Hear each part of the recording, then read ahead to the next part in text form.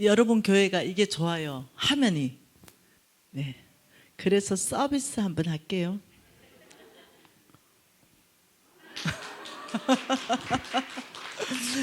네. 우리 회사에 나오는 에이스 밸런스 이 바인데요. 저 3년 전에 봤던 사람이 지금이 더 이뻐졌다는 거죠. 그래서 나보고 얼굴에 뭐 했네요. 아니다, 나 100% 내추럴 자연산이다. 그래서 우리 회사에서 50대 모델을 구하다 못 구해서 제가 직접 나섰습니다. 네.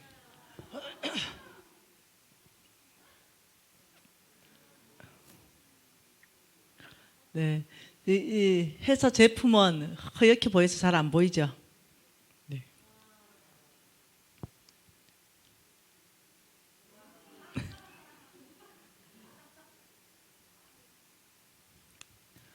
네.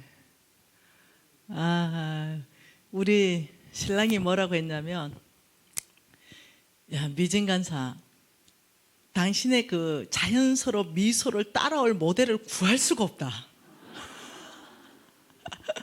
그래서 한 번 좀 해주면 안 되겠냐 이러는데 몸이 안 따라주는 거예요. 몸이 68kg, 69kg 나가는 거예요. 찍을 수가 없는 거예요. 그래서 우리 회사에서 하는 에이스 밸런스 다이어트 캠프라는 게 있어요. 한 번씩 하면 300명이 모여서 캠프를 해요. 그래서 이제 그 캠프에 2번을 학생으로 들어갔어요.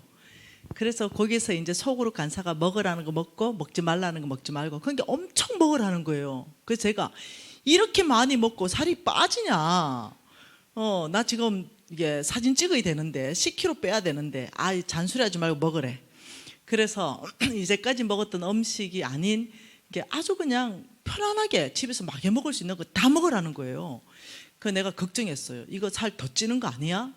나는 굶는 다이어트 하다 실패를 워낙 많이 해가지고. 그런데 웬걸요? 자, 먹었는데 두 번 했거든요. 이게 5주인가? 7주짜리 2번. 7주짜리 2번 했는데 10kg 쫙 빼고 모델 됐잖아요. 살 빼고 싶습니까? 우리 회사로 오세요. 책임지고 8kg 빼드리겠습니다. 예, 영양은 채워줍니다. 굶어서 빼지 않습니다. 영양을 많이 채워주고, 안 좋은 독소 음식은 빼주고 좋은 식단으로 바꿔주고 코치가 붙어가지고 7주 동안 관리해줘요. 그러면 자동으로 독소가 빠지면서 10kg가 쫙 빼집니다. 우리 목사님 입소해야 된. 우리 목사님 내가 모시고 가야 되겠다. 그래서 나도 한 번 더 하고 우리 목사님하고 같은 소그룹 해가지고 네.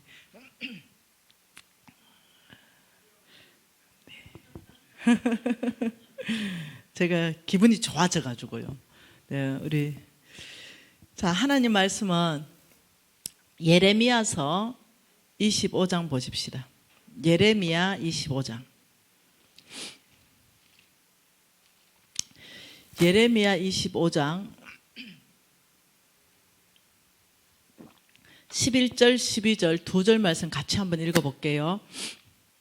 예레미야서 25장 11절 12절. 이 모든 땅이 폐허가 되어 놀랄 일이 될 것이며 이 민족들은 70년 동안 바벨론의 왕을 섬기리라. 여호와의 말씀이니라. 70년이 끝나면 바벨론 왕과 그 나라를 폐허가 될 것이다. 그러니까 하나님께서요, 어저께 우리 역사를 봤죠. 아수르를 멸망하고 하나님은 바벨론의 아수르를 점령하게 하고 페르시아 고레스 왕을 일으켜가지고 딱 고레스 왕이 바벨론 전체를 점령하고, 바벨론은요 딱 그 70년 동안 이스라엘 백성들을 가두는 감옥 역할을 하고 바로 멸망합니다. 그리고 고레스 왕이 첫 번째 명령한 게 성전을 지어라 하고 그 성전 명령을 하고 고레스는 죽습니다. 와, 하나님 놀랍게 일하시죠. 그러면서 29장으로 한번 가보십시다. 29장에 똑같이 말합니다. 10절 같이 읽을게요. 여호와께서 이같이 말씀하시니라. 29장 10절입니다. 바벨론에서 70년이 차면 내가 너희를 돌보고 나의 선한 말을 너희에게 성취하여 너희를 이곳으로 돌아오게 하리라. 그러면서 하나님께서 그 70년 동안은 너희들이 그 바벨론 왕을 섬겨야 된다. 이렇게 말하고 70년이 차면 돌아온다 했을 때가 BC 606년. 그래서 BC 536년에 돌아왔습니다. 정확하게 70년 만에 돌아왔습니다. 예루살렘이 파괴되고 유다가 멸망했죠. 네, 스룹바벨이 성전이 완성되는 게 586년에서 516년에 완성됐습니다. 여러분 이것을 내가 왜 보냐면 지금 성경 역사하고 지금 우리가 알고 있는 역사가 맞물려서 돌아가고 있습니다. 네, 지금 이 시간에도 하나님은 역사를 주관하고 계십니다. 소련의 볼셰비키 혁명이 성공한 게 1917년입니다. 그래서 1987년 고르바초프가 대통령 됐을 때 더 이상 공산주의 못한다. 1920년에 공산주의 종언을 선언을 합니다. 여러분 다 아시죠? 그래서 1990년도 죄송합니다. 이 1917년도에 볼셰비키 혁명이 성공하면서 뭐가 공산주의가 바로 1920년도 세워집니다. 그러면서 고르바초프 대통령이 더 이상 공산주의 우리 실패했다라고 발표하고 1990년대 소련이 사망해 버립니다. 그래서 지도가 완전히 바뀌어 버리고 키르기스탄 무슨 스탄한 나라로 20몇 개국으로 독립국으로 쪼개졌거든요. 70년은 하나님께서 희년을 선포합니다. 그런데 지금 우리 북한이 어떻게 돼 있냐면 1945년을 기준으로 하면 2015년부터 1953년 휴전돼 가지고 그걸 기준으로 하면 2023년이에요. 이게 뭐냐? 70년 주간 안에 들어가는 겁니다. 그러니 최종적인 70년은 언제가 70년이냐면 2023년입니다. 2023년이 이것이 이제 어떠냐면 최종적으로 70년의 이제 마지막이에요. 어디를 기준점으로 하느냐? 그래서 우리가 지금 내년이면 1921년이잖아요. 그런데 이게 70년 같으면은 이때가 통일된다. 이건 아무도 몰라요. 그거는 몰라요. 그런데 70년 마지막에 하나님이 능한 일을 하실 수 있다는 거죠. 준비해야 된다는 거예요. 그래서 우리가 북한을 섬기고 우리가 북한을 마주할 준비를 우리가 한국교회가 준비를 끝내야 됩니다. 그래야 그 다음에 하나님께서 왜 통일을 하는가? 2023년이 통일이 될지는 아무도 모르지만 그렇지만 이 70년 주간 안에 뭔가는 일어날 것 같은 거죠. 뭐 왕래가 되든 뭔가는 일어날 때 한국교회가 준비되어 있지 않으면 안 된다는 거예요. 하나님께서는 반드시 통일을 이루십니다. 왜냐하면 통일을 해야만이 강대국으로 갈 수 있고 전 세계를 섬기는 코리아로 갈 수 있습니다. 자, 여러분 잘 아시는 거 있죠? 예루살렘에서 복음이 왔습니다. 그 어디로 받습니까? 영국요. 영국이 복음을 받았죠. 그리고 미국이 복음을 받고 태평양을 건너서 아시아, 한국에 도착했습니다. 자, 이 복음은요 어디까지 가냐면 이제는 예루살렘까지 들고 뛰는 복음의 사주자, 1주자, 2주자, 3주자, 복음의 사주자. 그래서 이것이 이제 예루살렘까지 가는 바로 지금 마지막 주자, 여기에 지금 와 있어요. 정말 마지막 끝물에 와 있습니다. 그러면 복음의 사주자가 진짜 한국일까? 한국을 하나님이 쓰셔서 정말 예루살렘까지 복음이 가게 할 것인가? 이게 성경에 예언되어 있습니다. 그래서 오늘 그 부분을 보고 싶습니다. 이사야 55장입니다. 이사야 55장 5절입니다. 이사야 55장 5절 같이 읽습니다. 보라, 내가 알지 못하는 나라를 내가 부를 것이며 너를 알지 못하는 나라가 내게로 달려올 것은 여호와 내 하나님 곧 이스라엘의 거룩하신 이로 말미암음이라. 이는 그가 너를 영화롭게 하였느니라. 자, 계속 연결하겠습니다. 보라, 예루살렘으로 복음을 들고 가게 할 나라가 있는데 너는 지금 알지 못한다. 지금 이 얘기입니다. 이사야 41장 가보십시다. 이사야 41장 연결하면 좀 더 이해가 될 겁니다. 이사야 41장 25절 27절 25절부터 27절 같이 한번 읽어보도록 할게요. 이사야 41장 25절에서 27절. 내가 한 사람을 일으켜 북방에서 오게 하며 내 이름을 부르는 자가 해 돋는 곳에서 오게 하나니. 자, 어디에서 오냐면요 북방에서 해 돋는 곳에, 그러니까 정동쪽 북쪽이란 말입니다. 이 나라, 그다음 46장을 한번 읽어보세요. 그러면서 뭐라고 말합니까? 쭉 나중에 27절까지 한번 읽어보세요. 27절. 내가 비로소 시온에게 너희는 이제 그들을 보라 하였노더라. 내가 기쁜 소식을 전할 자를 예루살렘에 주리라. 그러니까 예루살렘에 기쁜 소식을 들고 뛰어갈, 네가 알지 못하는 그런 복음을 가게 할 나라 있다, 이렇게 말하는 거예요. 46장 보십시다. 46장 10절부터 11절인데요. 자, 11절 읽어보겠습니다. 내가 동쪽에서 사나운 날짐승을 부르며 먼 나라에서 나의 뜻을 이룰 사람을 부를 것이다. 내가 말하선즉 반드시 이루고 내 계획을 반드시 시행할 것이다.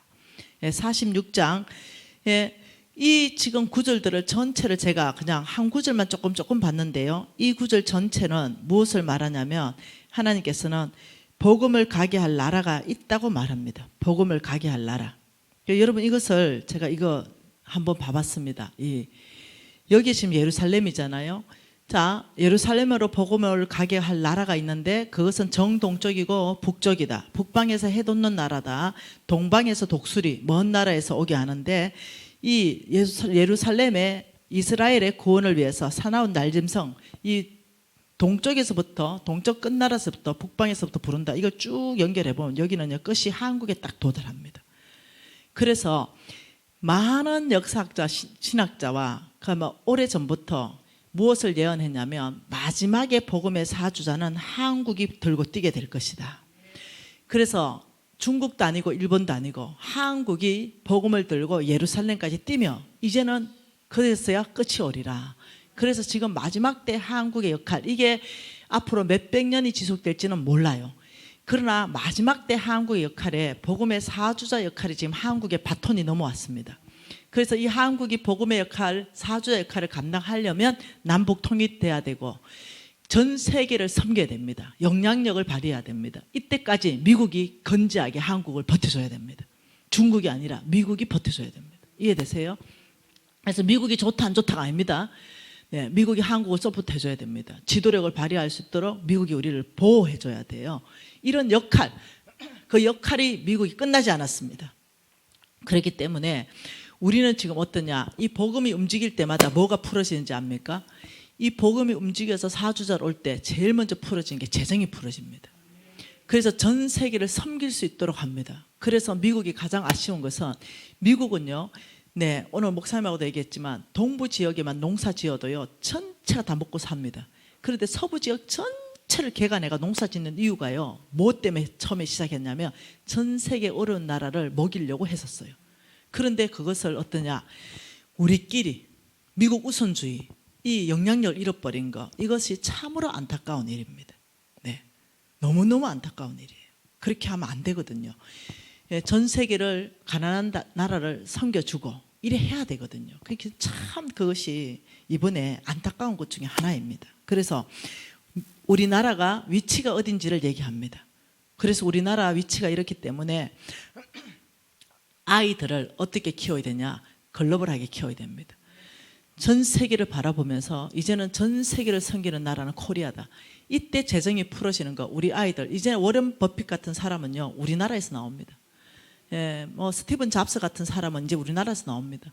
여러분, 그 빌보드 차트 석권하는 거 다 보세요. 우리나라. 앞으로는 모든 영역에 우리나라 사람들, 전 세계에 나가 있는 디아스포라들, 이 사람들에 의해서 전 세계는 돌아가게 되어 있습니다.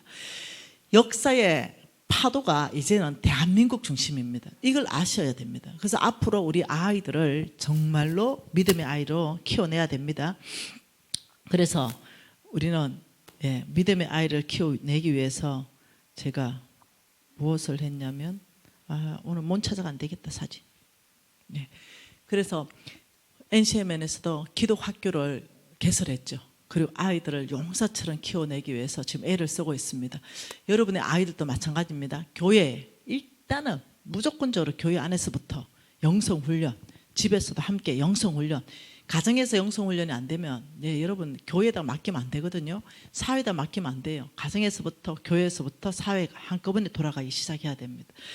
그래서 지금 이 한국의 위치가 어디에 있는가를 알게 되면은 여러분 지금 이 파도를 타기 시작하면 거대한 부는 한국으로 다 몰려오게 돼 있습니다. 제가 벌써 10년 전에 환상을 봤죠.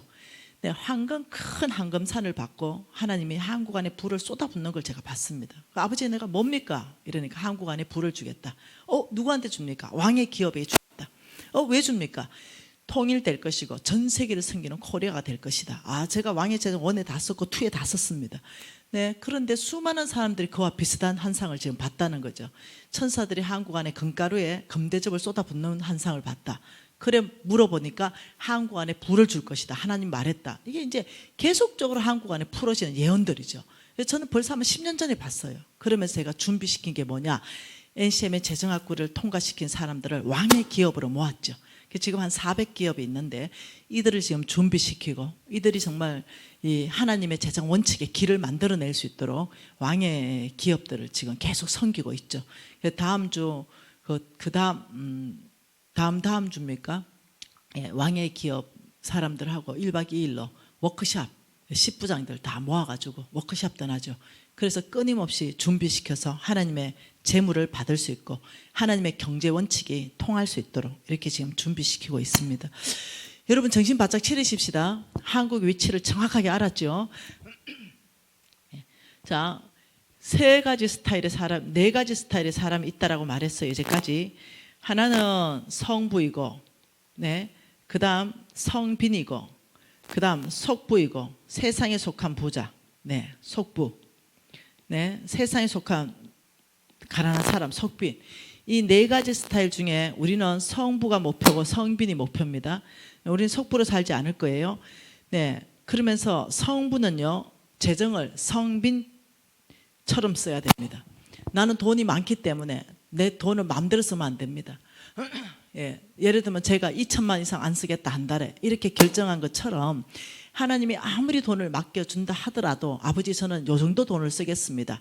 딱 정하고 성빈처럼 살고 그 다음 성빈은 네, 성부처럼 살아야 됩니다. 하나님 주시는 돈을 주머니에 닦아 넣지 말고 네, 풀어야 됩니다. 하나님 나라를 왜냐 사역비를 줬는데 개인 주머니 닦아 넣으면 안 되잖아요. 우리 어렵잖아요 마음. 그죠? 목사님 여기 계셔서 일로 보는 거예요. 우리 목사님 뭐 그러실 분이 아니에요. 있는 거 없는 거 다 털어서 교회 짓는데 다 헌신하실 분이에요. 헌신하신 거 여러분 더 잘 알잖아요. 네. 그러니 사역비라고 줬는데 개인 주머니 다 닦아 넣어가지고 나중에 보니까 목사님의 개인 재산이 몇백억이더라. 이러면 우리 시험 들잖아요. 네, 이제는 그렇게 살면 안 돼요. 목사님들도 이제는 목사님들도 좀 회개하고 돌아오시고 성도들도 진짜 회개하고 돌아와서 정직하게 진짜 위에서 갱신이 일어나야 또 밑에서도 갱신이 일어나고 이제는 진짜 교회가 달라져야 됩니다. 네, 목사님들 돌아가실 때 뭐 재산 겨우 있어 봐야 진짜 그 월급 드리는 거 뭐 이런 거 해봐도 그러면 10억에서 왔다 갔다 하겠죠. 교회에서 뭐 집 한 채 주면 그 집이 이제 뭐 되고 이러면 어쩌면 뭐 10억, 20억 왔다 갔다 하겠죠. 예를 들면. 근데 막 500억이 있더라 이러면 우리가 저 돈이 다 어디 있었을까 막 궁금하잖아요. 그래 되면 이제 성도들이 또 마음 어렵고 또 막 뒷조사하다 보면 또 뭐가 나오고 이러면서 교회 또 막 비일이다 이래가지고 또 덜쳐내지고 이러니까 끊임없이 교회가 이 건의가 떨어지는 거예요.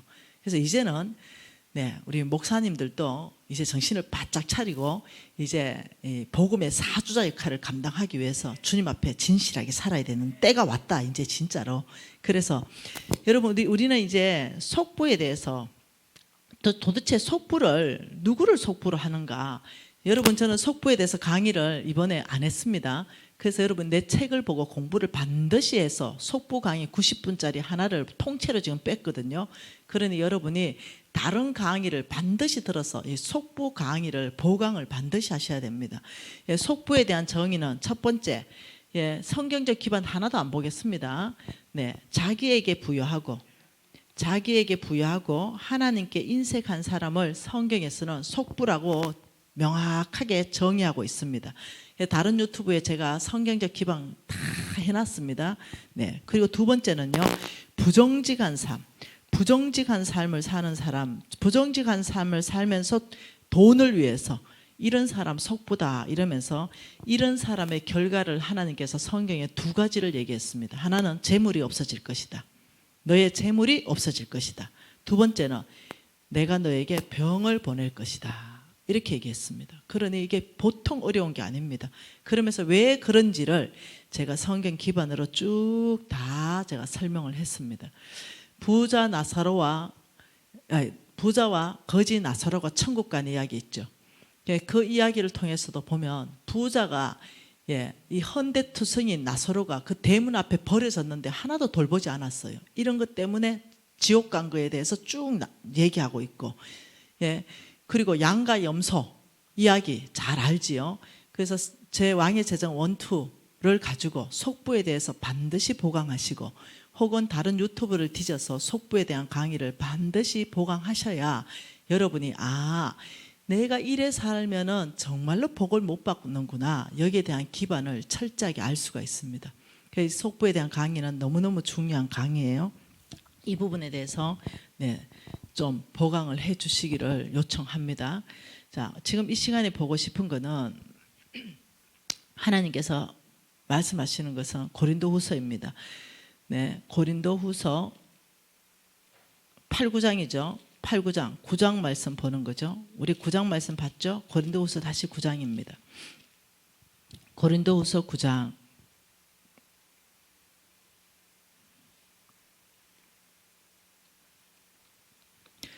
9장 우리 10절 말씀 보십시다. 고린도후서 9장 10절. 같이 한번 읽읍시다. 심는 자에게는 씨와 먹을 양식을 주시는 하나님이, 심는 자에게는 씨 플러스 먹을 양식을 주시는 하나님이 너의 심을 씨를 줘서 풍성하게 하신다. 이 부분을 봤어요. 그럼 도대체 못 먹는 씨에 대해서 해당하는데, 이 씨는 못 먹고 하나님의 명령이 있는 겁니다. 이거는 처음부터 안 된다. 이 부분에 대해서 오늘 성경적 기반을 쭉 한번 보고 싶은 것이에요. 자, 못 먹는 거. 자, 레위기 말씀, 레위기 27장 30절 말씀 한번 봐보십시다. 레위기 27장 30절입니다. 레위기 27장 30절 같이 읽을게요. 그리고 그 땅의 10분의 1, 곧 그 땅의 곡식이나 나무 열매는 그 10분의 1은 여호와의 것이니 여호와의 성물이라. 그 10분의 1을 말씀하시면서 이것을 뭐라 하냐면 처음부터 하나님의 것이고 이것은 성물이다, 이렇게 말씀하셨어요. 그러니 처음부터 하나님의 것, 이것은 성물, 거룩하게 구별된 것이다, 이렇게 말했어요. 그럼 이것을 가지고 하나님은 뭐 하시려고 하시는가? 자, 18장 한번 보시죠. 민수기 18장 한번 찾아보세요, 다들. 21절. 민수기 18장 21절 말씀. 그럼 이걸로 하나님은 뭘 하시고 싶어 하냐? 같이 읽습니다.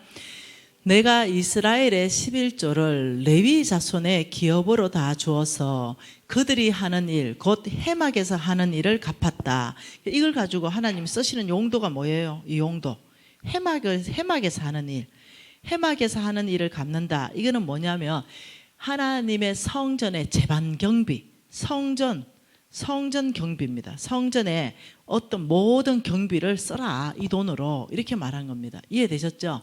그 교회 11조 가지고 성전에 들어가는, 성전을 유지하고 관리하고 하는 모든 것에 다 쓰는 것이 바로 이 11조다.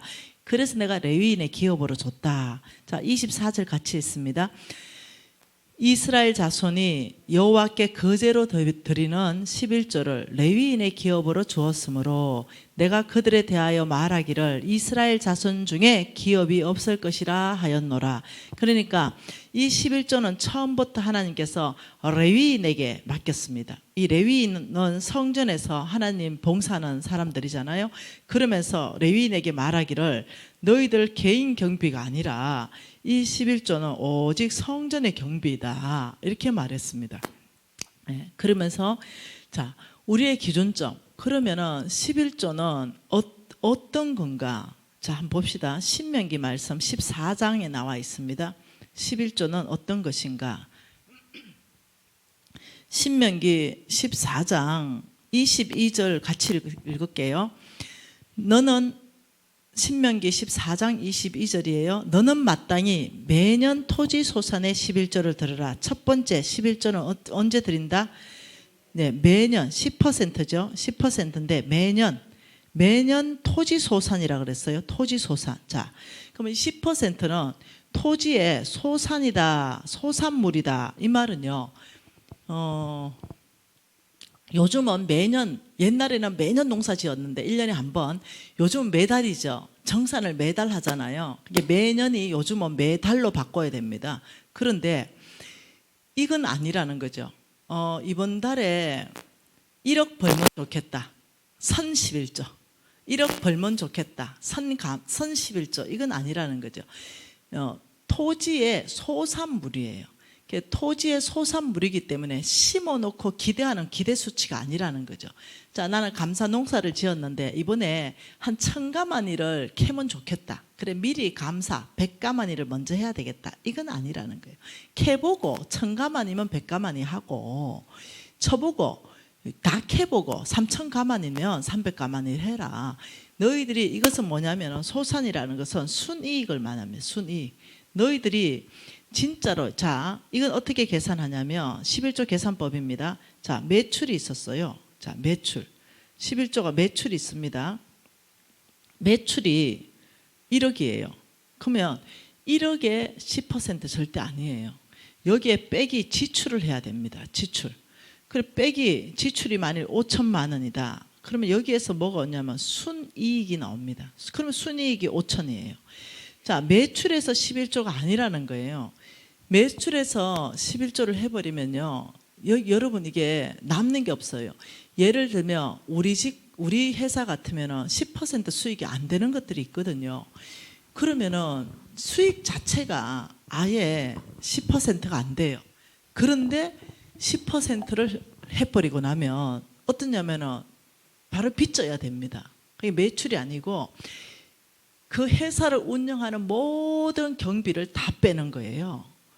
그러니까 빚은 아니에요. 빚하고는 해당 사항이 없어요. 세금, 임대료, 그다음 월급 이런 거 다 빼요. 그리고 진짜 순수 이익에 대해서 5천에 11조는 500만 원이잖아요. 이렇게 하는 거예요. 이해되셨죠? 자, 그러면 자, 500이 순수 이익인데 11조 200만 원 넣고 감사원금 100만 원 넣고, 예를 들면 또 뭐죠? 구제연금 100만 원 넣고 이래가 다 나누어 가지고 500. 이건 11조가 아니에요. 또 온전한 11조라고 하나님 말했기 때문에 이거 차라리 하지 말더라도 여기에 500만 원을 해야 되는 거예요. 네. 이런 사람 봤습니다. 11조 200만 원 넣고 감사원금 50만 원 넣고 구제연금 50만 원 넣고, 어머 세상에 200만 원 남네. 이래가 200만 원 또 주머니에 넣어버리는 거죠. 분명히 500 해야 되는데 이렇게, 이것도 아니에요. 여기 그냥 500을 해야 돼요. 아니면 또 이런 사람이 있습니다. 11조 얼마 벌든지 안 든지 상관없이 20만 원 정액제다. 무조건 정액이에요. 그냥 정액 정해놨어. 15만 원, 20만 원, 아니면 뭐 10만 원, 아니면 30만 원 정액제. 이런 것도 아니에요. 못 벌면 안 하는 거예요. 뭔 말 이해돼요? 순수익이 10원도 없다 이러면 안 하는 거예요. 못 하는 거죠. 안 하는 게 아니고. 하고 싶어도 못 해요. 소산물이 없는데 뭔 수로 합니까? 하나님 섬기는 거는 무시하게 편하다니까요. 한 번은 우리 교회에서 11조를 쭉 보는데 너무 많아. 이 사람 수익을 내가 뻔히 아는데, 그 내가 상담 들어갔잖아요. 형제님 11조 왜 이래 많이 합니까? 그래도 교회에 보탬이 되고 싶어서. 11조는 그래 하는 거 아니에요. 정확한 소산물에 하세요. 그리고 교회에 보탬이 되려면 다른 헌금 명목으로 하세요. 감사헌금도 있고 선교헌금도 있고 구제헌금도 있고 많잖아요. 11조를 그래 희미하게 하면 안 돼요. 11조 줄이세요.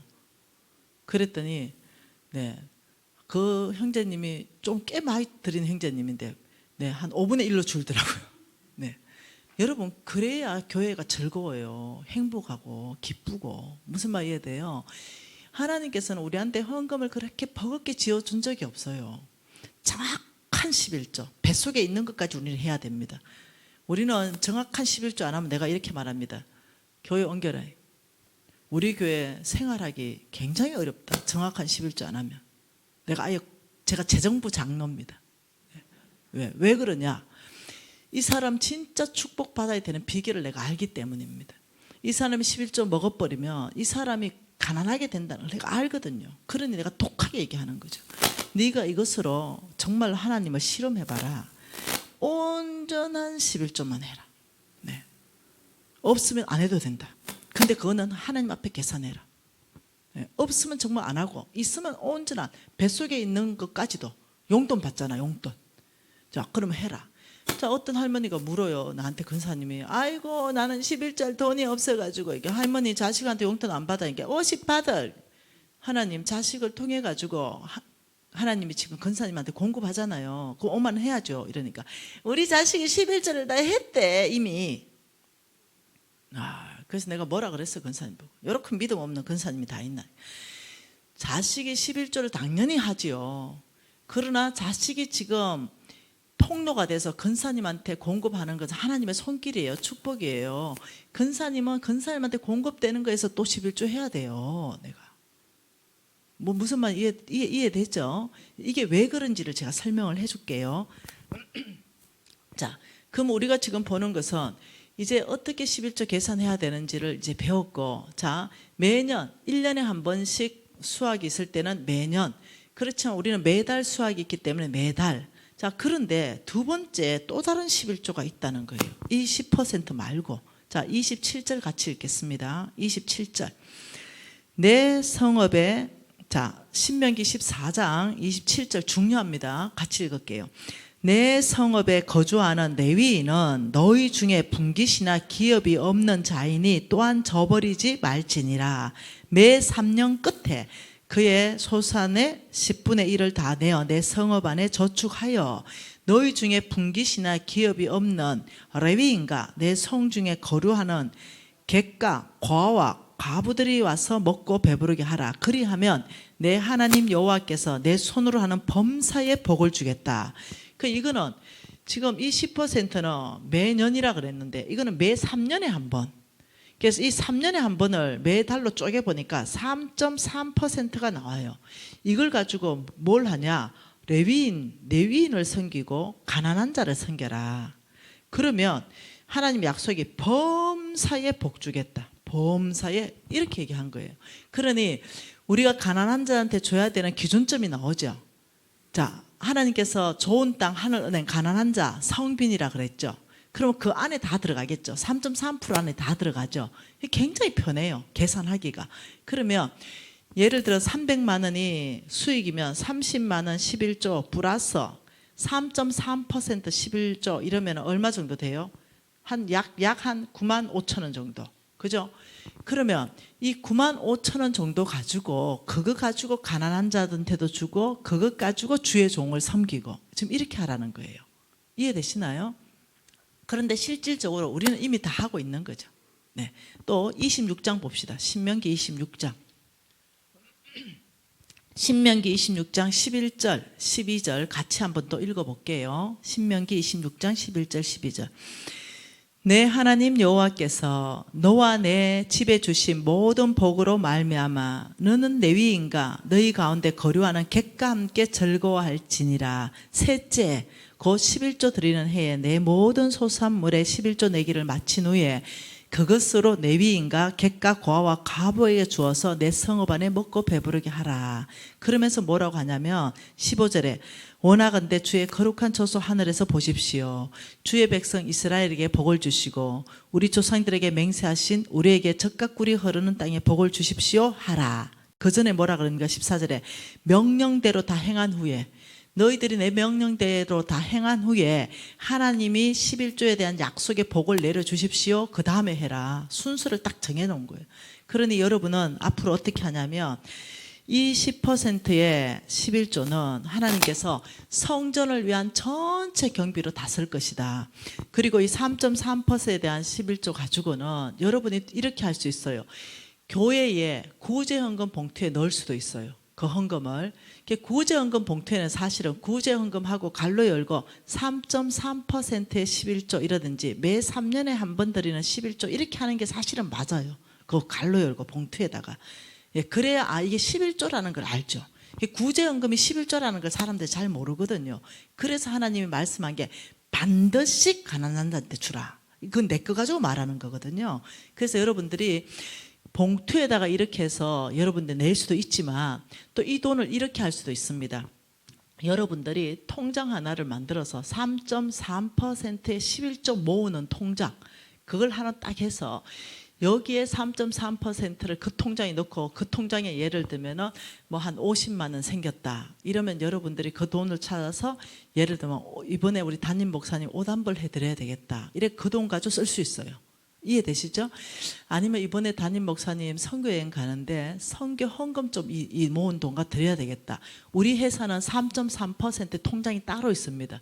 혹은 이제 그 돈 가지고 교회 안에 너무 좀 어려움에 극하게 처한 분이 계신다. 이러면 3.3% 따로 모은 돈 가지고 봉투에 내서 그 근사님 혹은 그 집사님 이름 적어서 위로할 수 있겠죠. 도와줄 때는 항상 교회 안에서부터 교회 밖을 도와주는 거예요. 그러면 그 3.3% 11조가 활발해지면 교회는요 사랑이 넘치게 됩니다. 그 돈은 내가 먹는 돈이 아니라 주의 종을 섬기고 교회에 먼저 가난한 자를 섬기고 교회 밖에 가난한 자를 섬기고 우리 동족 북한 먼저 섬기고 우리 밖에 선교지. 네, 여러분은 몽골 입양했대요. 몽골 섬기고 이렇게 여러분은 북한도 입양했습니다. NCMN을 통해서. 네, 그러니까 우리 안에 먼저 섬기고 우리 밖에 먼저 섬기는 것이 하나님의 법입니다. 항상 섬길 때는 우리 교회 안에 궁핍한 자를 먼저 섬긴다. 그리고 우리 교회 반경 주변에 그 성읍 안에 선결했잖아요. 그 한 성읍이 5km 반경 정도. 그래서 NCMN에서는 OK 운동 이렇게 합니다. 그래서 반경 5km 안에 가난한 사람을 섬기는데 여러분은 이제 13.3%를 10% 따로 3.3% 따로 해가지고 교회를 윤택하게 하고 교회를 섬기고 주의 종을 윤택하게 하고 주의 종이 없으면 안 되거든요. 그래서 하나님께서는 10% 가지고는 교회 전체 경비에 들어간다. 나의 종, 주의 종과 가난한 자는 너희들이 3년에 한 번씩 11조를 다 걷어서 따로 이거는 떼서 딱 이 용도는 주의 종을 섬기고 이것은 가난한 자를 섬기고 이 두 가지 용도 하나님이 따로 주신 거예요. 여러분 이해되시죠? 그런데 이렇게 말하죠. 한 번 더 봐보십시다. 여러분 말라기 말씀 한번 봐볼까요? 말라기 성경 좀 펼쳐보세요. 말라기 3장 10절 말씀 한번 봐보십시다. 말라기 3장 10절 아니 7절 봅시다. 말라기 3장 7절 같이 다 읽고 싶습니다. 말라기 3장 7절 같이 읽을게요. 만군의 여호와가 이르노라 너희 조상들의 날로부터 너희가 나의 규례를 떠나 지키지 아니하였도다. 그런즉 내게로 돌아오라. 그리하면 나도 너희에게 돌아가리라 하였더니 너희가 이러기를 우리가 어떻게 하여야 돌아가리까 하는도다. 이 사람들이 이렇게 해요. 아니 하나님이 너희가 나를 떠났다 안 떠났어요. 이때 이 사람들 안 떠났거든요. 왜냐하면 교회 나왔어요. 여러분처럼 저처럼 교회에 앉아 있었거든요. 그런데 떠났다고 하는 거예요. 그러니 돌아오라 이러니까 아니 어째 돌아가나 이미 와 있는데 하나님 앞에. 근데 하나님이 너희들 떠났다. 돌아오라. 그러면서 하나님이 돌아오는 방법을 제시했는데 그게 8절이에요. 같이 읽을까요? 사람이 어찌 하나님의 것을 도둑질 하겠느냐. 그러나 너희는 나의 것을 도둑질 하기로 말하기를 우리가 어떻게 주의 것을 도둑질 하였나이까 하는도다. 이는 곧 11조와 봉헌물이라. 너희 곧 온 나라가 나의 것을 도둑질 하였으므로 너희는 저주를 받았다. 이때의 저주가 가난, 기근. 왜? 씨를 먹어버려서 하나님 공평하시거든요. 모두에게 심을 씨를 다 줬는데 심는 자는 굶지 않는데 이거 먹어본 자는 이게 저주, 가난에 빠지는 거예요. 그래서 하나님께서 우리가 어떻게 하면은 돌아갑니까? 이러니까 11조를 가지고 돌아오는 것이 내가 주인 되는 것이다. 너희들은 너희가 주인 되어서 11조를 하지 않았다. 그것은 나를 주인으로 인정하지 않는 것이다. 그것은 내가 명령했는데도 너희들은 그걸 다 먹어버렸다. 너희들이 진짜 돌아오려면 육신이 돌아오는 게 아니라 믿음이 돌아와야 된다. 그러니 너희들은 11조를 먼저 들고 들어오라. 이러면서 두 가지 11조를 말해요. 11조와 봉헌물이다. 11조와 봉헌물, 봉헌물이라는 것은요. 하나님의 완전한 것으로 도둑질한 것. 이 봉헌물을 전체 보면 여러분 명령이 있는 것은 11조와 또 다른 11조를 말해요. 그러니까 10%와 봉헌물은 3.3% 하나님의 명령이 있는 걸 말합니다. 성경 구절 다른 거 다 있는데 제가 찾기 어려워요. 지금은 시간이. 무슨 말이 됐죠? 그러니 11조와 건의가 똑같은 또 다른 11조를 말하는 거예요. 이걸 가지고 돌아오라 이렇게 말했어요. 그런데 여기에서 궁금한 게 있는 거죠. 많은 신학자들과 목사님들까지도 동원합니다. 여러분, 사단들이요, 목사님들 유혹 안 할까요? 사단은 예수님도 유혹했어요. 사단은 사랑 가리지 않습니다. 네, 목사님들 유혹해서 넘어가는 목사님 있습니다. 실제로 목사님들이요, 이단으로 넘어가고 신천지로 넘어가는 분들 계세요. 실질적으로. 네, 여러분, 목사님이라고 다 믿음 있지 않다고 내가 얘기했죠. 그러니 신학자라고 다 믿음 있는 사람들이 아니에요. 그러니까 여러분, 유튜브 아무거나 막 들으면 안 돼요. 주식 유튜브 다 들어보세요. 정신 다 나가버리죠. 네, 그런 거르지 못하는 11조 이런 강의 들어보세요. 11조 하지 마라 라고 강의하는 목사님들, 신학자들, 오히려 11조 하면 벌 받는다까지 말하는 신학자들, 목사님들까지도 등장했다는 거죠. 왜 그럴까요? 이 사람들이 왜 그러냐, 목적이 있어요. 무슨 목적이 있냐면은 느헤미야 봅시다. 느헤미야 13장 보십시다. 이런 목적을 가지고 있죠. 네, 교회 안에 11조가 없으면 이런 일이 생깁니다. 느헤미야 13장 10절부터 볼 겁니다. 같이 한번 읽어보죠. 내가 또 알아본즉 레위 사람이 받을 목을 주지 아니하였으므로 그 직무하는 레위 사람들과 노래하는 자들, 예배자들이 각각 자기 밭으로 도망갔다. 이게 받을 목이 뭡니까? 레위 사람들이 받을 목 3.3% 있지요. 10% 있지요. 이게 안 들어오는 거예요. 그러니 그 예배사들과 그 말씀 전하는 레위 사람들이 너무 배가 고파가지고 자기 밭으로 농사지으러 다 가버린 거예요. 왜? 안 주니까. 그래서 11절에 뭐라 그래요? 내가 모든 민장을 꾸짖어 이러기를 하나님의 전이 어찌 버림바가 되었느냐. 그러니까 하나님 전이 버려진 거예요. 아무도 돌보지를 않는 거예요. 그 하나님의 전이 버려지니까 예배자가 다 사라지고 목사들이 다 사라져 보세요. 그래 되다 보니까 이제 이 느헤미야가 레위 사람들 다 불러 모아 제자리에 세웠더니 이에 온 유다가 곡식과 새 포도주와 기름의 11조를 가져왔다. 그래서 다시금 성전이 세우는 거예요. 이해되셨죠? 적들이 노리는 건 뭐냐면요, 교회 문 닫는 겁니다. 여러분 교회에 만일 빚이 있다면, 저는 여러분 교회 사정을 잘 몰라요. 지금 한국 교회는 99%가 빚이 있습니다. 여러분 교회가 만일 빚이 있다면 여러분 온 교인을 11조만 안 하게 하면 경매 넘어갑니다. 바로 넘어갑니다. 빚이 있다면. 무슨 말 이해돼요? 그러니 지금 어떠냐, 끊임없이 적들이 11조를 교회 안에서 없애서 이 교회의 문패를 바꿔다는 겁니다. 교회 문패 떼고 하나님의 교회, 이런 신천지 이런 데다가 다 사들이는 거예요. 이것이 정상적인 목사인 것 같이 위장돼 있고, 여러분 요즘 신천지가 정상 교회처럼 다 이렇게 발라놓은 거 알죠? 몰라요. 신천지인지 정상 교회인지 그냥 똑같은 이름을 써요. 그리고 그 교회 목사들이 강의해요. 무슨 말 이해됩니까? 여러분 쏘으면 안 돼요.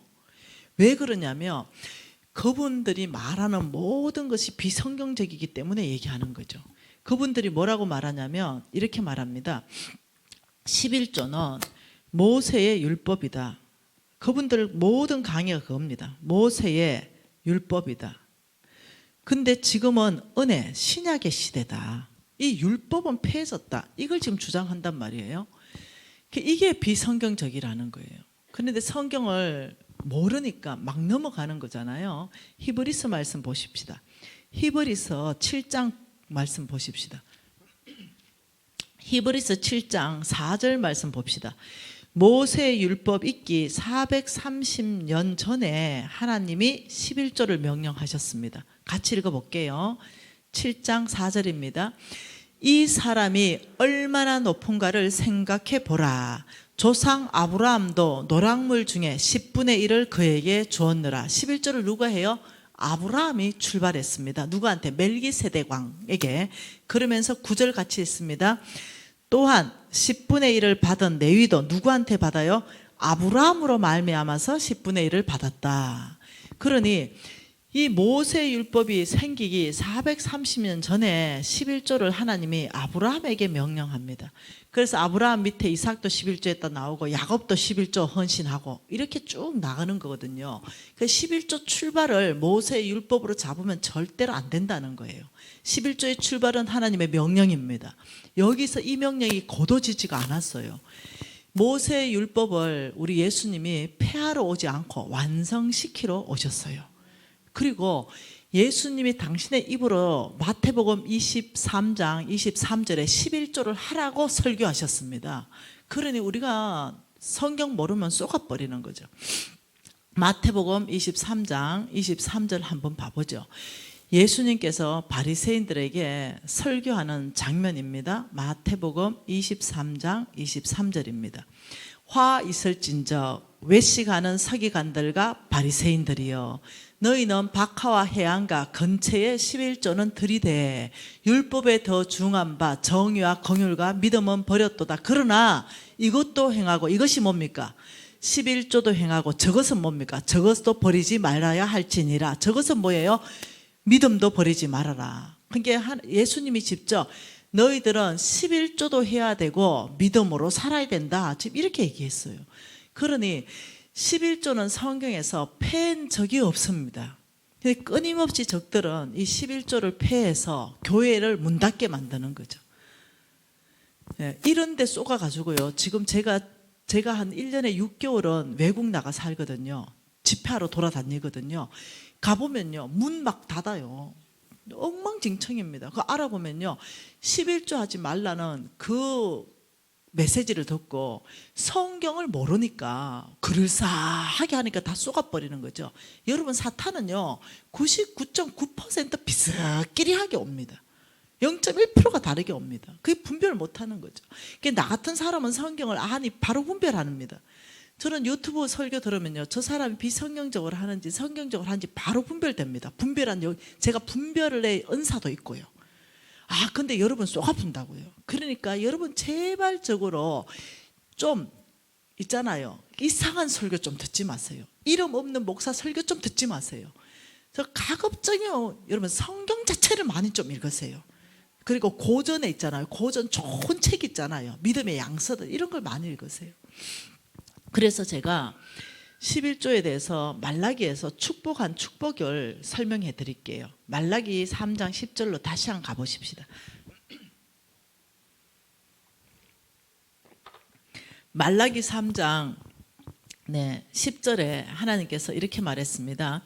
만군의 여호와가 이르노라 너희의 온전한 11조를 창고에 들여 나의 집에 양식이 있게 하고 그것으로 뭘 하라? 시험하라. 내가 하늘 문을 열고 너희에게 복을 쌓을 것이 없도록 붙지 아니한지 실험해라. 시험해라. 이때의 시험이요. 원어의 뜻이 뭐냐면요. 실험해라. 이 뜻입니다. 실험. 과학적 실험에 콩 심으면 콩이 몇 배가 되잖아요. 이렇듯이 11조를 온전한 10% 3.3% 온전하게 하나님 나라에 하라는 바로 그렇게 하면서 하나님을 실험해봐라. 여러분 그 시카고에 가면요 D.L. 무디의 박물관이 있습니다. 그 D.L. 무디 박물관에 가면 D.L. 무디가 썼던 성경책이 있습니다. 그 성경책에는요 어떻게 되어 있냐면 T 하나님이 뭐라고 명령한 거 있잖아요. 이렇게 해라 이렇게 하라는 거에서 T 테스트 이렇게 T가 적혔어요. 그리고 T 옆에 자기는 이 말씀을 테스트 해봤다. 그리고 이 말씀이 프루 증명되었다. 이것이 TP 계속 되어 있어요. 그러니 바로 이겁니다. 11조로 테스트 해봐라. 시험해봐라. 실험해봐라. 하늘 문을 열어버리겠다. 그러면 여러분들이 실험을 해봐야 돼요. 하나님의 약속을 믿고 그대로 실험을 하고 어떤 축복이 풀어지는가를 여러분이 증명, 그러면 여러분 옆에 이건 정말 내 인생에 이런 복이 왔다. 이렇게 약속 옆에다가 P를 적어 놓는 거예요. 무슨 말이 됐죠? 그래서 저는 여러분에게 하나님 만왕의 왕 그 하나님을 테스트해 볼 수 있는 기회를 드리는 거예요. 실험해 볼 수 있는 기회를 드리는 거죠. 왜 하나님이 실험해 보려 하니까.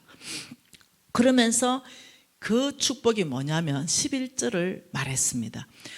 만군의 여호와가 이르노라. 내가 너희를 위하여, 온전한 11조를 하는 사람들을 위하여 두 가지 축복을 말씀했습니다. 첫 번째 뭡니까? 메뚜기 떼를 금지하겠다. 아, 놀라운 말. 자, 11조 온전히 하는 사람한테 어떤 축복 준다고요? 메뚜기 떼를 금지하는데 그 이유가 뭡니까? 너희 토지의 소산물을 먹어 없애지 못하게 하겠다. 지금 이렇게 말했거든요. 자, 여러분, 메뚜기 떼라는 것은요, 농사 지었는데 초토화시켜 버리는 거, 소산물 전체가 없어져 버리는 거. 내 인생에 메뚜기 떼 들어보면요, 손실이 생기는 거. 제 인생에 한번 메뚜기 떼가 이렇게 왔습니다. 한 7, 8년 거래했던 금빵집 아줌마가 이번에 김 사장 금 사면 한 20, 30% 오른대요. 근데 맞거든요. 오를 타이밍이에요. 내가 볼 줄 아니까 금을 사야 되는 타이밍이었어요. 그런데 금괴 작은 거 해도 그거는 비싸잖아요. 한 1억씩 가잖아요. 그 금은 금괴를 하나 사라는 거예요. 그래서 내가 이제 아니까 20% 정도 오를까 아니까 금괴를 샀어요.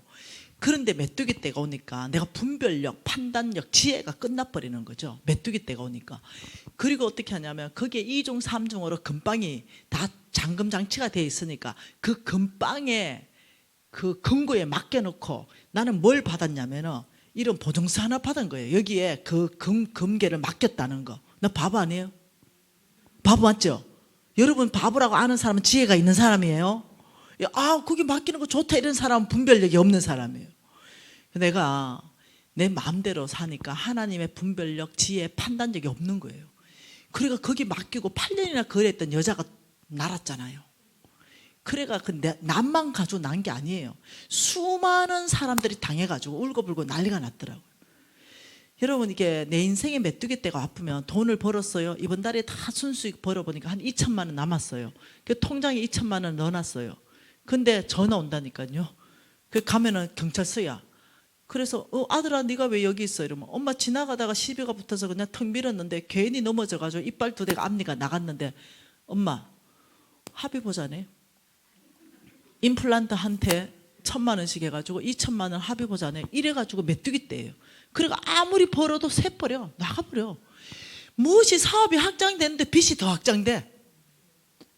이런 게 메뚜기 떼예요. 잘하는 근사님, 잘하는 장로님이 진짜로 3천만 원만 빌려달라. 딱 6개월만 쓰면 된다. 막 이래가 빌려줬는데 안 돌아와 돈이. 이 인생이 메뚜기 떼예요. 이 메뚜기 떼가 오면은 아무리 수고하고 벌어도 남아지지 않는 거. 뭐가 분명히 벌리는데 이게 재산이 쌓이지 않는 거. 이게 뭐냐면 인생의 메뚜기 떼예요. 근데 하나님이 너의 온전한 11조를 하고 나를 실험해라. 내가 이 메뚜기 떼, 너의 토지 소산을 먹어 없애는 메뚜기 떼를 싹 금지해 주겠다. 할렐루야. 어떤 사람 메뚜기 떼 오면 병원에 다 갖다 주는 거 알죠? 돈 뻑한 병원에, 사건 사고에 다 갖다 주는 사람 있죠. 근데 이 모든 너의 재산을 먹어 없애는 메뚜기 떼를 싹 금지하겠다. 여러분, 이러면 돈이 쌓인다니까. 두 번째 축복은요, 11절에 뭐라고 합니까? 두 번째, 너의 밭에 포도나무 열매가 기한 전에 떨어지지 않겠다. 뭐요? 포도나무 열매가 언제 안 떨어져요? 네가 따기 전에, 기한 전에는 절대 안 떨어진다. 이거예요. 태풍이 왔어요. 하나님 약속이. 네가 온전한 11조를 했으면 태풍이 왔는데 배도 떨어지고 사과도 떨어지고 포도도 다 떨어졌는데 우리 밭에 가보니 하나님이 포도 꼭지를 다 잡고 계시는 거예요. 우리 밭만 안 떨어지는 거예요. 이게 이 얘기예요. 박수친 자매 최고입니다. 네, 바로 그 얘기예요. 하나님이 모든 피해를 다 입는데 네가 포도 농사 지었지, 네가 따기 전에 절대 안 떨어지게 막는다. 이게 무슨 말이냐면은, 자, 엄마 500만 원 필요해요. 네, 걱정하지 마라. 대학 등록금. 엄마 포도 농사 잘 지었다. 갔는데 다 떨어져 보고 없어. 이번 태풍에. 이런 일은 안 일어날 거다. 이 말은 이거예요. 엄마 500만 원 필요해. 아버지가 이번에 회사를 그만두게 됐는데 네 500만 원 줄 돈이 없는데, 이게 없다는 거죠. 이 회사 그만두면 다른 회사 문이 열린다는 거예요. 그 기한 전에 너희들의 필요에 결핍이 일어나지 않는다. 이때가 까마귀를 보낼 수도 있어요. 알지 못하는 사람을 통해서 이 돈이 공급될 수도 있어요. 까마귀를 통해서. 희한한 일, 이상한 일. 이번에 제가 12억 헌금한 자매 얘기했죠. 하나님께 다 드렸더니 뭐가 왔어요? 1억이 오고 4억이 오고 5억. 난 누가 했는지도 몰라. 그 교회 안에서 제가 생각도 안 했을 거 아니에요. 그러니 너희들이 온전한 11조를 하고 여호와 만군의 여호와 하나님을 실험해라. D.L. 무디처럼 하나님 이 두 가지 너의 인생에 결핍이 없게 하겠다. 이 두 가지가 얼마나 큰 축복입니까? 그러면서 12절에 뭐라냐면 그래서 너의 땅이 아름다워짐으로 모든 이방인들이 너희를 보면 복되다 하리라. 만군의 여호와의 말이니라. 그 이방인 예수 안 믿는 사람도 이 온전한 11조를 하면서 복 받는 거 뭐 저 사람은 우환도 없고 저 사람은 삼재도 안 끼고 저 사람은 뭐 남편은 늘 잘 되고 자식도 잘 되고 무엇이 메뚜기 때도 안 오고 저 사람은 또 포도나무가 기한전에 안 떨어지고 이러니 땅이 아름답다 이 말 자체는 풍성한 열매를 말하는 거예요. 모든 영역 안에서. 그래서 이방인들이 뭐라고 하냐면 복되다 복되다 복되다 이렇게 한다는 거예요. 여러분 제가 요즘 그 소리 듣는다니까요. 불교에 우리 이모들이 왜 돌아오는지 압니까? 와 너희 하나님은 참 선하다. 네가 곧다우로도 잘못 살았는데도 다시 축복하시는 하나님. 이래가 우리 이모들이 너희 하나님은 그 네 곧다우로 잘못 살았는데도 혼내고 벌하는 게 아니라 돌아오면 용서하시고 새깐 찬스 주시고 네 땅에 아름답게 옥토로 만들어서 모든 걸 잘되게 하는 거 보니 너네 하나님은 선하신 신이다. 이래가 불교 언니들이 돌아왔는데 이모들이 내가 이제 한 번 다 모았잖아요. 밥 샀잖아요. 이 불교 이모들이요 말도 마세요. 얼마나 저를 잘 섬겨주는지 몰라요. 한 번은 불교 이모가 막걸리도 다 가져왔대요. 피곤할 때 탁 한 잔 먹고 자면 피로가 다 풀린다고. 그것도 동추나추 넣어가지고 막 완전 발효 잘 되게. 자, 별거를 다 섬겨주십니다. 그래서 내가 받아왔어요. 그래서 어머니 한 잔 딱 따라드리고 어머니 이게 동추나추 막걸리인데 눈 쬐끔 깔고 한 잔 드셔보세요. 야야 이걸 누가 가져왔냐. 불교 이모님이 해주셨습니다. 아, 여러분 이 이모들이 무슨 말을 하냐면 나는 미진간사 강의 중에 내가 다 불러가 식사를 대접했거든요. 나는 미진간사님 강의 중에 가장 은혜 받은 게 11조 강의다. 와 나는 불교 이모들이 그게 부담스러울 줄 알았거든요. 그게 왜 은혜입니까? 이렇게 우리 불교인들은 항상 불안하다. 뭐 빌고 또 빌고 또 빌고 이러는데 뻑하면 삼재 들었다. 이러면 또 부적선데 삼재 부족. 그 돈 비싸대. 그래서 삼재 어쩌다 3년이 넘어가면은 아이고 이번에는 물 조심해라 이런데 그러면 또 불안해가 또 뭐 부닥거리를 한대. 그리고 또 지나면은 아이고 이번에는 뭐 불조심이다. 자식 앞날에 이게 애군이 있다. 이거 막아야 된다. 이래가지고 편한 적이 한 번도 없대. 근데 너가 하나님은 전능자. 뭐 너는 보니까 안전뱅이도 이렇게 부고 너는 애기라는 게 없네. 봉사 눈 떠보고 죽은 자 살아나보고 문득병 고쳐보고 너가 하나님은 참 선하신 신이다. 죄 지어도 용서해버리고 그러니 그런데도 많이 요청 안 하고 10% 3.3% 우리는 자유를 얻었다. 나머지는 먹어도 되잖아. 근데 우리는 지금 나머지도 못 먹는데 드리고 자기들의 이거는 이거래. 많이 들을수록 공이 높다 이거래. 드리고 또 드리고 또 드리고 그래서 불안해가 부적 쓰고 또 줬어 또 줬어. 근데 너는 보니까 규정이 딱 10% 3.3% 나머지는 믿음대로 해라. 감사 조건대로 해라. 와 너무 자유하대. 그래서 이모들이 이제 다음 주 수요일 날 나보고 803 내려오래요. 803 이모들이 기다린다고. 그래가지고 18일 날이죠. 다음 주 수요일. 네, 다음 주 월화수인가 다음 주 주일부터인가 이제 왕의 기업 가가지고 하고 수요일 날에는 803 이모, 태백산 이모들 다 모여서 밥 먹기로 했어요. 네. 그래서 네. 네, 이 이모들이 네 분이 하나님 살아계신다. 뭐라 그래요? 네가 온전한 11조를 하니 네 땅이 복되고 이방인들이 네를 복되다 하리라. 만군의 여호와의 말이니라. 여러분 하나님 시험해 보세요. 이것은 저는 여러분에게 넘깁니다. 하나님을 시험하라. 그래서 여러분이 복 받으라. 네. 여러분 이 11조가 만약 이렇다면은 그걸 떼먹어야 되겠어요? 해야 되겠어요? 예, 떼먹으면 어떻게 한다고요? 기근 든다. 씨기 때문에. 근데 심으면 어떻게? 풍성해진다. 이걸 테스트하라. 하나님을 실험해라. 여러분의 목으로 드립니다. 여러분 우리 한국은 지금 복음의 마지막 4주자의 역할을 감당해야 됩니다. 한국 교회가 견고해지려면 도둑놈들이 사라져야 됩니다. 정말 11조, 온전한 11조 회복 운동에 앞장서는 게 NCMN입니다. 그래서 NCMN은 교회를 견고하게 하는 게 목표로 하고 있습니다. 그래서 교회를 힘있게 하고 교회가 하나님 나라를 이렇게 펼쳐나갈 수 있도록 NCMN은 선교단체이기보다는 에이전트 역할을 합니다. 그의 교회를 전략을 주고 실행 원칙들을 주고 함께하고 도와줄 거 있으면 도와주고 이런 역할을 하고 있습니다. 그래서 NCMN에서 주인 바꾸기 운동 그 첫째 목표가 뭐냐? 온전한 11조를 가지고 하나님께 돌아오라. 이것이 바로 주인 바꾸기 운동이고 그리고 이것이 바로 사랑을 펼칠 수 있는 오케이 운동으로 연결할 수 있다. 여러분 교회는 정말로 교회 전체가 복받는 거 이걸 실험 한번 해보기를 축복합니다. 이제까지 11조 떼먹은 거는 어떻게 해야 됩니까? 하나님의 입장에서 보면 도둑놈 같은데 그러면 이제까지 계산해가지고 성경에 보니까 20% 더해가지고 가져오라고 되어 있어요. 그럼 그렇게 하시겠어요? 아니면 도둑놈은 죄인이니 고백하고 탕감 받으실래요? 나는 탕감 받을게. 죄인이니까. 나는. 그런데 돈 많은 사람, 집이 여러 채 있는 사람은 좀 계산해야 되겠죠. 없는 사람 탕감 받고 여러 채 있는 사람은 후딱 하나님 앞에 계산해가 정리 끝내고 이런 식으로 저는 하는 게 마땅하다고 생각합니다. 없는 사람이 빚내서 가져오는 거는 아닙니다. 오늘 이 밤에 아버지 11조 떼먹은 모든 부분에 있어서 제가 가난하게 산 동기였습니다. 회개합니다. 아버지 지금부터는 하나님을 테스트해 보겠습니다.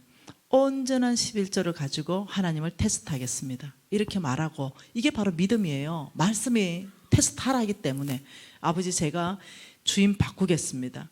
그리고 돈 있는 사람들은 큰 결단하십시오.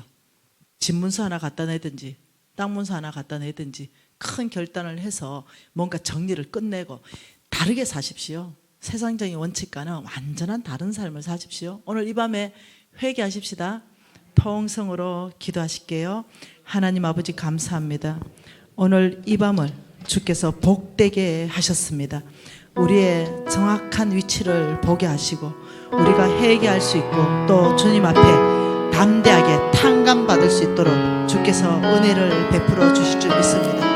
아버지 정말로 주님 앞에 저희들이 거짓 없는 믿음으로 살아낼 수 있도록 주여 은혜를 베풀어 주십시오. 능히 아버지 주님 앞에